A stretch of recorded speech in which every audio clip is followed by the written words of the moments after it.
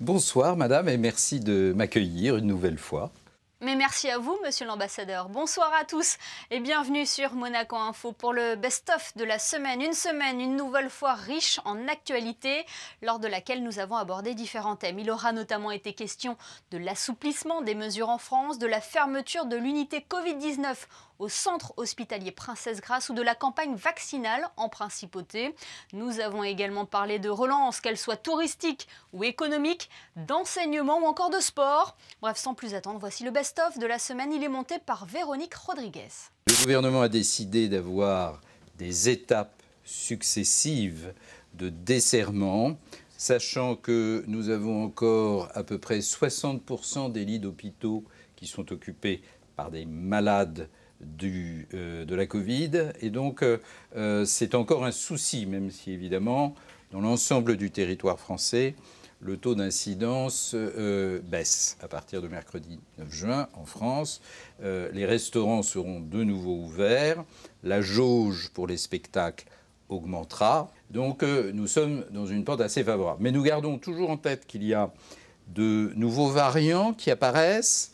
Donc voilà, donc il faut être très prudent. Le point d'entrée principal en principauté, c'est la France, en particulier l'aéroport de Nice. Donc ça veut dire que nous serons obligés d'utiliser et de mettre en place les mêmes mesures. Mais sachez bien que sur l'ensemble du littoral, la demande est aussi forte pour des raisons économiques de voir revenir les touristes. Et que, par conséquent, il y a une sorte d'alliance objective. Nous avons acté de la fermeture de l'unité. Néanmoins, nous gardons 6 lits en réserve parce que la période est propice à des rassemblements familiaux et festifs. D'abord parce que les gens ont été confinés pendant des mois, donc aujourd'hui ils ont envie d'en profiter. Et puis c'est une période où généralement on a beaucoup de baptêmes, de communions, de confirmations, de repas de famille, de mariages, les ponts du mois de mai également.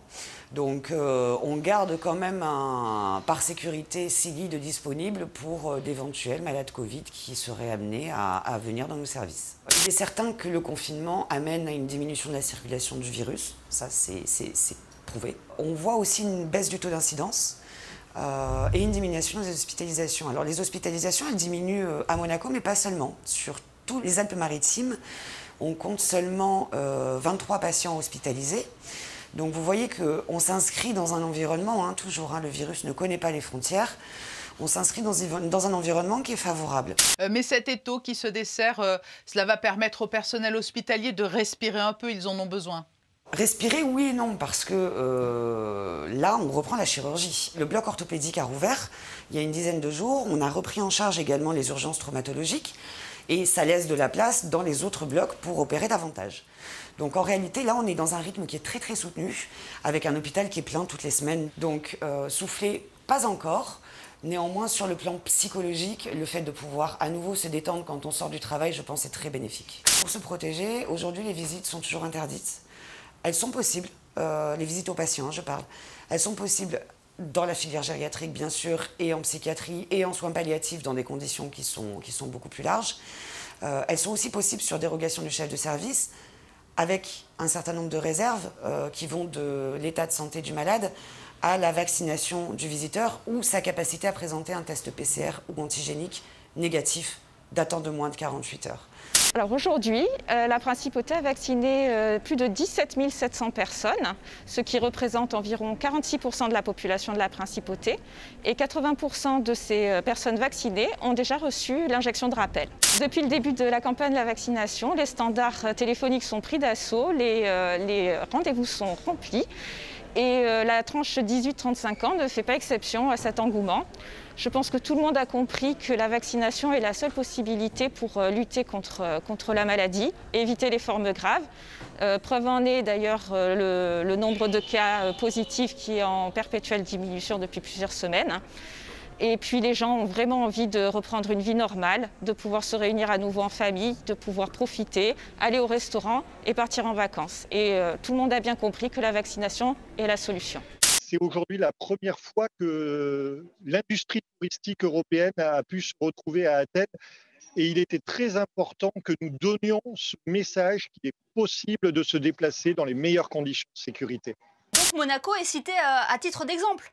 Oui, parce que nous sommes parmi les premiers, alors non pas à avoir ouvert, on a vu qu'aujourd'hui je suis en Grèce, la Grèce accueille des touristes, mais à avoir recommencé des grands événements, et nous surprenons parfois les gens en leur disant qu'à Monaco, tout est ouvert depuis la fin du premier confinement, avec des restrictions, avec des mesures spécifiques, mais le message que l'on veut faire passer aujourd'hui, que toute l'industrie veut faire passer, c'est qu'en adaptant les mesures, le tourisme est gérable en toute sécurité aujourd'hui. Le bilan, si on peut résumer en quelques mots, est assez mitigé. Certains s'en sortent mieux que d'autres, parce qu'on rappellera que nos commerces, nos restaurants n'ont plus fermé depuis de nombreux mois, disons plutôt sur un aspect plutôt positif. Je rappelle que le 2 juin 2020, nous avons réouvert les restaurants, donc un an demain. D'autres, en revanche, les secteurs événementiels, bien évidemment, souffrent bien plus et sur une durée bien plus longue. Et pour tous, si on se réfère en fait à l'activité du Grand Prix, le Grand Prix a été très difficile et pour certains, même si le Grand Prix de Monaco est le seul à accueillir du public. Mais ce public-là, ou en tout cas celui auquel on a l'habitude, n'était pas présent. D'autres établissements, en revanche, ont su tirer, ou en tout cas limiter les dégâts avec une clientèle locale ou une clientèle internationale qui avait rejoint nos hôtels, par exemple. Quelle est la différence entre apprentissage et alternance ? C'est la même chose. Apprentissage, c'est le terme juridique en fait, mais c'est le système de l'alternance, c'est-à-dire qu'on alterne période en école et période en entreprise. Aujourd'hui, toutes les études peuvent se faire en alternance. C'est vrai qu'on peut avoir l'image un peu passée d'un contrat spécifique pour des métiers, on va dire, artisanaux ou manuels, mais dans les faits, la plupart des contrats qui sont signés en principauté, plus de 90%, sont des contrats post-bac. Donc, on peut faire ses études du CAP jusqu'au Master 2, Bac plus 5 en alternance. Cette année, nous avons donc réfléchi à créer un format nouveau, en fait. C'est pourquoi nous avons créé ce site, mais le principe reste le même, c'est-à-dire que sur cette même plateforme, le jeune pourra trouver à la fois des renseignements de manière générale sur l'alternance, s'il veut se renseigner, s'il ne sait pas ce que c'est, mais aussi il pourra trouver une école qui peut l'accueillir, une entreprise ou une banque qui peut l'accueillir pour la prochaine rentrée. Ça fait plaisir de retrouver Roland Garros en juin surtout. Les dernières, c'était en septembre, c'était un peu compliqué avec le temps, peu de très peu de spectateurs. Donc oui, on profite cette année beaucoup plus que les dernières. Après, le climat, c'est sûr que pour certains joueurs, c'est beaucoup plus difficile à vivre que pour d'autres. Je pense à des pères de famille qui ne peuvent pas voyager avec leur famille ou qui ont déjà vécu des émotions avec le public. C'est ce qu'a dit Benoît Paire, hein. Il a évoqué l'absence du public, il a dit que c'était cela qui lui pesait. Mais le public joue un rôle si important pendant une partie ? Je pense, oui. Pour certains joueurs, je parle, voilà, je ne fais pas une globalité. Je sais que pour des jeunes joueurs qui arrivent sur le circuit, qui ont des étoiles plein les yeux, c'est beaucoup moins important le public que pour d'autres. Il faut faire un travail pour arriver à avoir la même motivation, la même énergie quand il n'y a personne au bord du court. Je pense que c'est très dur de se mettre à la place d'une Naomi Osaka qui est une star mondiale, vraiment, qui a une pression énorme, que ce soit du Japon aux États-Unis, avec la WTA. Donc, c'est très compliqué de se mettre à sa place. Chacun vit les choses différemment et voilà, il ne faut pas avoir un petit peu d'empathie, pas lui jeter la pierre, mais essayer de comprendre son process. Le mental a un rôle très important. On le voit encore avec son match contre Yannick Sinner avant-hier.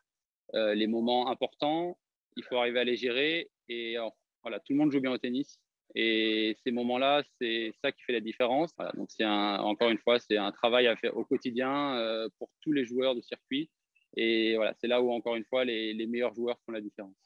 Vraiment, je pense, dans la meilleure forme physique et mentale de ma vie en ce moment et ça tombe bien parce que c'est pour sûrement, en tout cas en ce moment, pour le moment, le plus important événement de ma vie. Ouais. Pour tout vous dire, c'est encore flou même pour moi. Parce qu'avec donc cette période qu'on est en train de vivre, il y a eu beaucoup de modifications, beaucoup d'annulations, beaucoup de changements de quotas au niveau des athlètes. Je crois que c'est une de mes plus grandes fiertés en fait. C'est vrai que je suis le premier boxeur à combattre dans les événements internationaux pour Monaco. Et vraiment, c'est génial pour moi parce que j'ai fait retentir l'hymne monégasque plus d'une fois dans des pays vraiment lointains pour nous.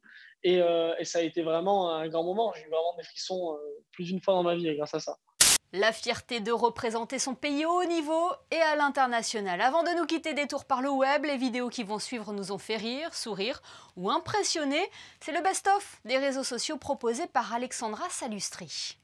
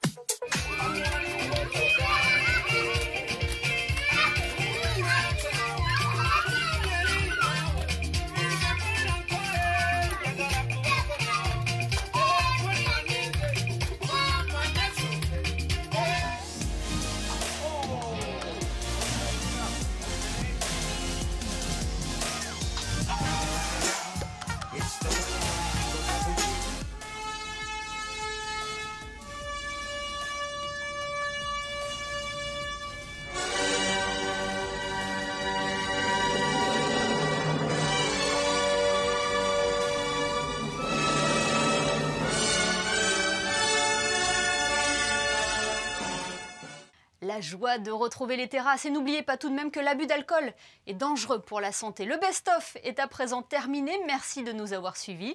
Rendez-vous demain pour un nouveau JT, de nouveaux invités pour que vous soyez les premiers informés. Très belle soirée à tous sur Monaco Info.